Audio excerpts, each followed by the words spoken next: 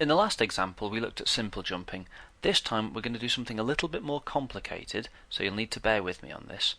First thing I'm going to do is get Scratch to jump up and across, maybe move forward a little bit in the air, and then to come back down again. Now again, he's not going to jump quite onto the platform, but that's okay, we'll solve that in example 3. So what I can do is say when I press space, I'm going to glide for 1 second, and this is where it gets a bit tricky. When I glide, I want to glide from Scratch's current X position, which I can get from here, but because I want him to move across, I'm going to add 50 on it. So glide from where he is now to where he is now plus 50, and because I want him to go up in the air, I'm going to do the same thing again. I'm going to take the add from numbers, and I'm going to say his Y position, which is where he is on the Y axis, up and down, and I'm going to add 50 to it as well, and put that in there. Let's just see what happens.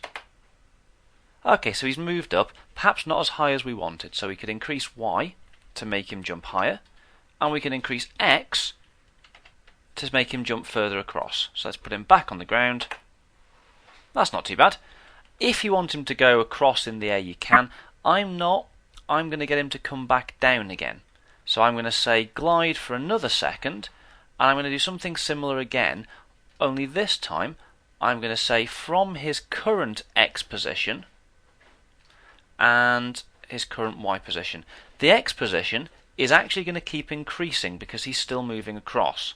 So another X, add 60, which keeps him moving across. So glide from 1 second to the X position of where he is now, plus another 60. The Y position, though, needs to actually decrease from where it is now by 80, because that's what we increased it by last time.